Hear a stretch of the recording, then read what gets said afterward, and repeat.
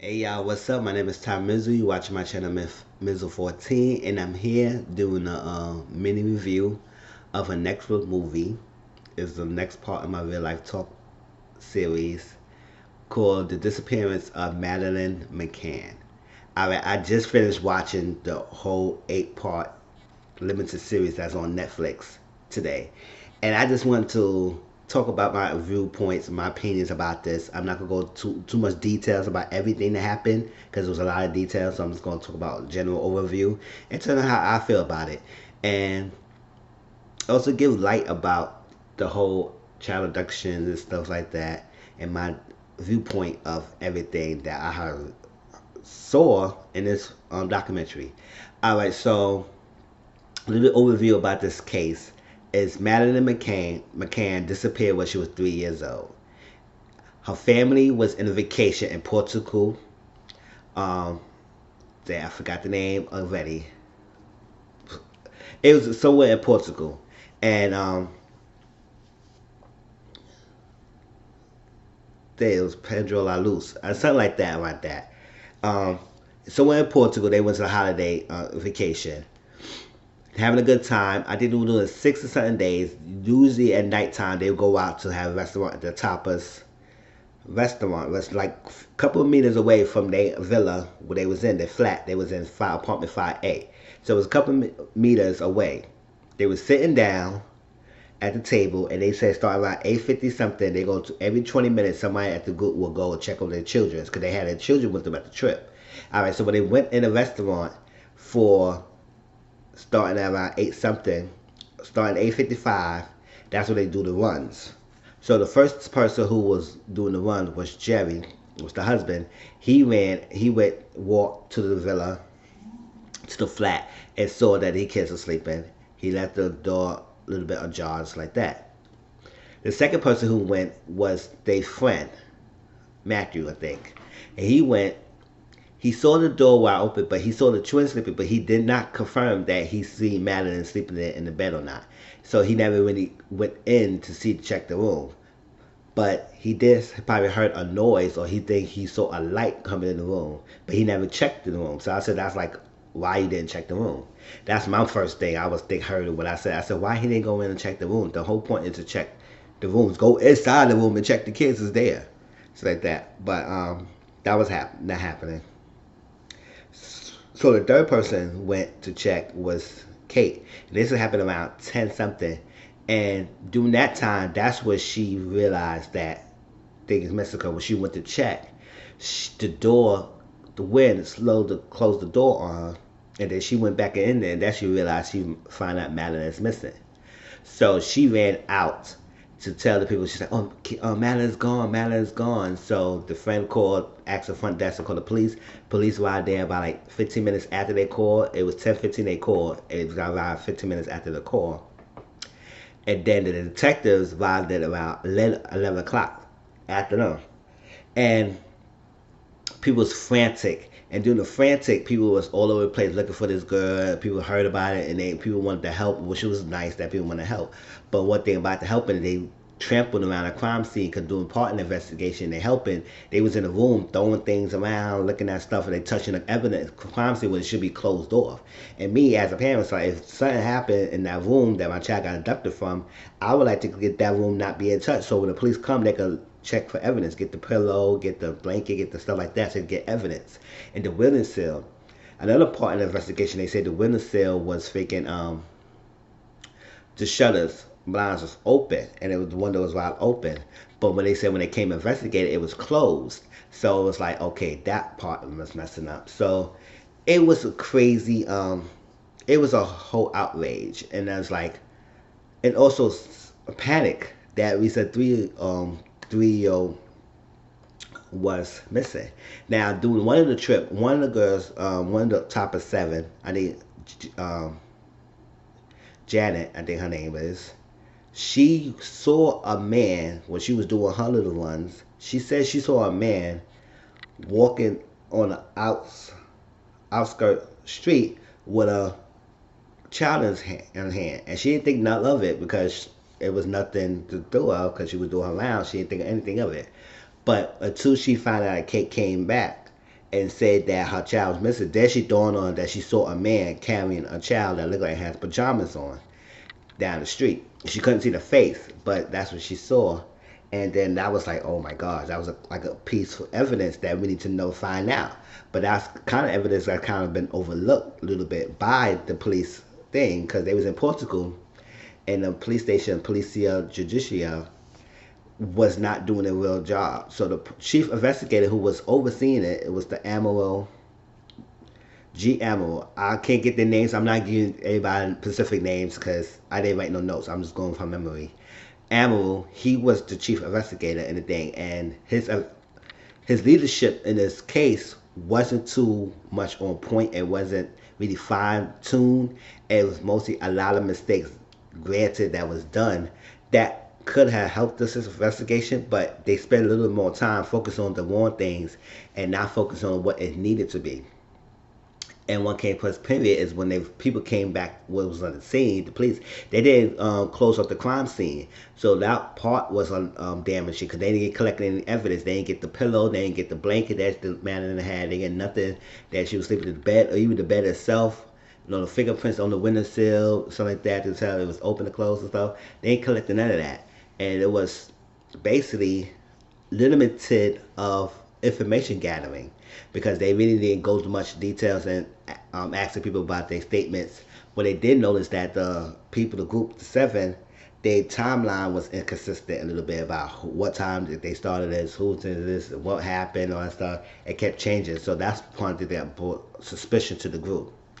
Now, theories that they had thought was part of this thing is that they think that it was a planned abduction, well executed planned abduction, that the person timed it really well. They knew exactly their routine. They knew there was what's happening, especially because it was revealed that the group, the adults, around a certain time every night, they would go out to that top of the restaurant and eat and have a drink and have a good time.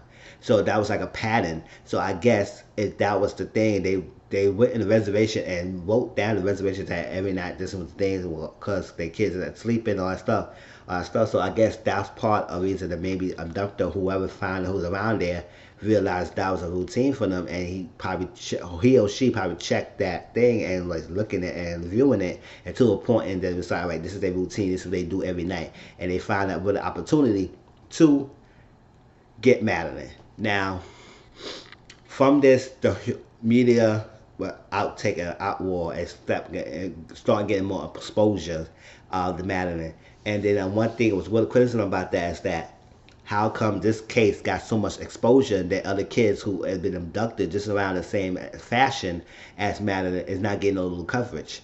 So this goes to explain how sometimes money and prestige gives you more power and gives you more leverage getting things handled your way than people who can't afford it. Because like a poor family who has a child abducted and stuff like that or missing, they will get some coverage, but next day or so it's all done. It's forgotten about. But Madeleine case, it's been like crazy world notification across countries that people starting to realize this case is becoming nationally known as internationally known, and people's like, oh my gosh, is this, seeing that, all craziness, calling in, giving tips and stuff about the case and whatnot. And people say, oh, I've seen this girl, she looked like this. And then sometimes when somebody did have a close confirmation that seen the girl, the police was not investigating. They probably basically was lazy in freaking investigating a lot of the stuff that could have been avoided. Now, they was mostly focused so much on the kidnapping, they wasn't really focused on the other aspects, was talk to the parents more thoroughly, find out, surveying the area, ask the witnesses, ask the janitor who saw a man on there, what happened, like what's going on, tell the people around it, because it's finally strange that this girl could disappear in the middle of the night like that, and nobody have seen it. It's a vacation tourist spot, and people's around, villas that's overseeing her apartment, and nobody has seen anything. So she just up and vanished like that. It was nothing. It just strays to me. Now, my first one criticism about that is that how in what shape or form will you leave your child sleeping in the bed and your children sleeping while you go some meters away in a restaurant? No matter if you was across the street, no matter if you was that, get a babysitter. Get a babysitter. Like and it was also revealed that the restaurant that they had, the hotel slash restaurant they was renting the place, stuff like that. They had a babysitter service available for them if they needed babysitters for the night and they go out, but they never tend to get one and left all their children sleeping in the bed and y'all just take a round to go check on the children. That is not safe. Whether you close the door, you lock the door, whatever you did, they wasn't sure that if they locked the window doors or like that. So that's they wasn't sure about that. And then if they open or not. But still, that still gave a reason to people who was like, okay, these group of people leaving their children sleeping, we could go get her. And so that's what it bothered me that they had left and no matter what and they said they was looking overseeing, they was making rounds, so what? But to have to go through all of that just to check on your children and see they sleeping and they good, you should have had somebody staying with the kids while you're on vacation if the hotel was offering that services. So that's one thing I didn't like. Now, I'm not going so far as saying that they was involved because another theory they had is that the McCanns was involved in their child's abduction. They was part of it. Now, a lot of cases you don't really see the parents involved, but sometimes you do have somebody who's connected to the parents and like that may check the child to get ransom money or get anything, or somebody may is upset with the parents, so they go after the parents or hurt the parents by kidnapping the child. That happened. In very rare cases where you see their own parents or the siblings or whoever watching the children be involved in their own children abduction and stuff. So they had one prime suspect at first, named Robert Moran, and his name was important because throughout the investigation they were focused so much on the time with him. What they wasn't really doing it. This is one thing that they really had the media in a coverage really was riding the wave and trying to destroy this reputation of not only him but also the McCanns and whoever was involved, because the police and the media was using their opportunity to damaging the characters of these people. Robert Moran, he was so eager to help because he was there to translate between the locals and stuff like that, people who may not understand English or may not understand Portuguese. He was explaining and translating, and he was very interested in the case because he had a girl around his Madeline's age that he wouldn't feel how he would feel if it happened to his daughter like that. So he was very compassionate because since then somebody found out I was very suspicious of him to be so dedicated. But a lot of y'all was dedicated to this cause. So, but they feel like since he was so over dedicated, they put suspicion on him. And from there, the police ride the wave and clashed on that and clicked on it. And they raided his house like at least 3 times, finding evidence. Not even finding evidence, raided his house, collecting evidence, and there was no evidence even pinpointing him in anywhere vicinity or in connection to Madeline's case. So years go by, his reputation, his name was tarnished because the news outlets, newspapers was tarnishing names, calling him a pedophile, calling him a child abductor, calling him a sex offender, calling him a human trafficker. They were calling him anything in the book to destroy his reputation for somebody who was willing to help.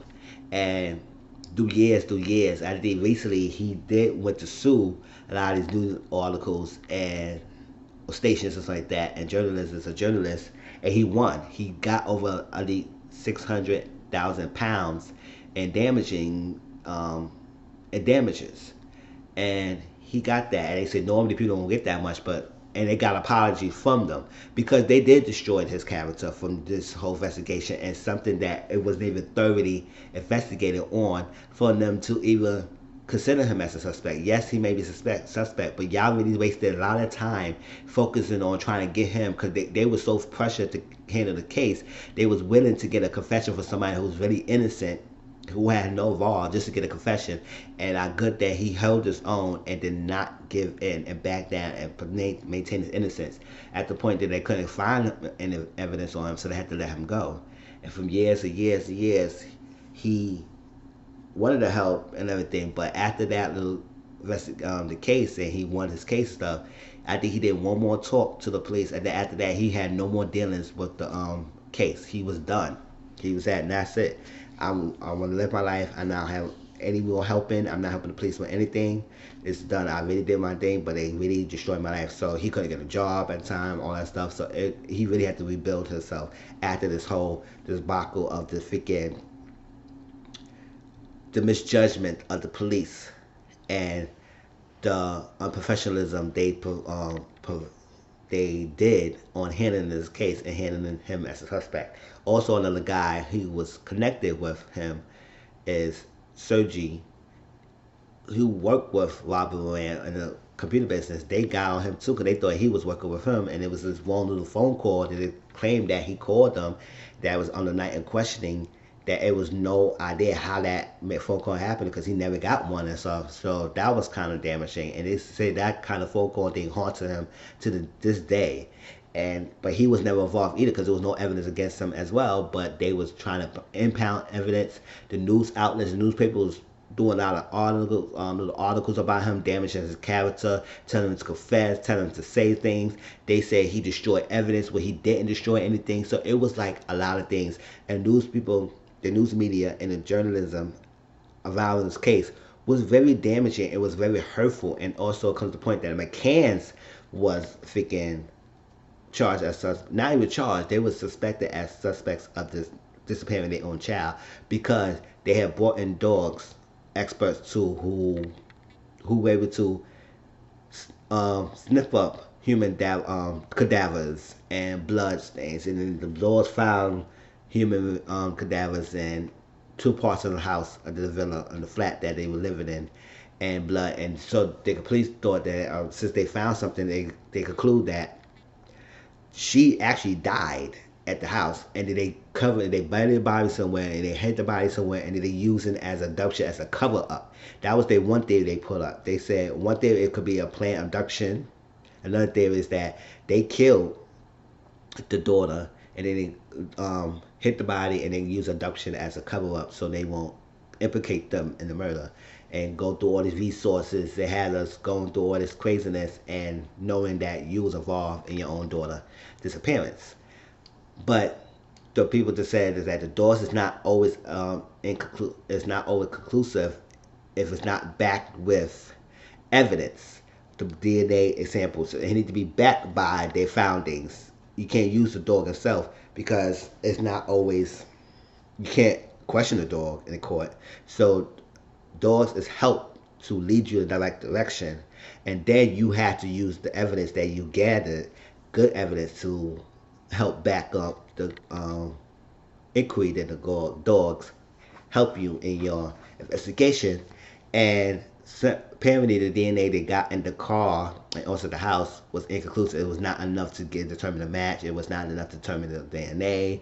Who DNA was it? It was a mix of people. So it was very hard. So that couldn't help identify the thing. So after a while, all this time, McCann's was getting brutalized by the media, just as Robert Rand and his business partner was tackled and mishandled the thing, all because of the police mishandling this case.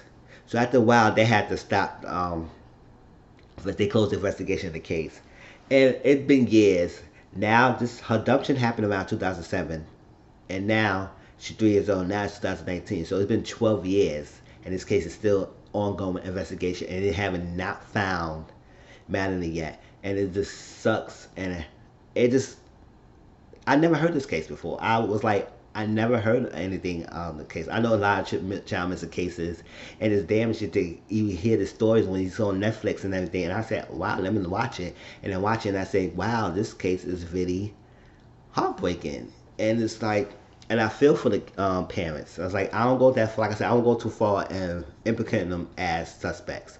That was wrong for the police to even consider that and everything. Maybe yes, you question them and see how to go if you exhaust all means. But if you had any evidence to back you up, you was going off of assumptions. You was going off of your own viewpoints and what was gathered, and you just went on with that, leaking false information, got reporters and journalists writing false accusations against these people, and you have no evidence to back your claims. It's like that was damaging. And then the public eye, it just as much convinced of the articles. Because of that, it was backlash against the McCanns.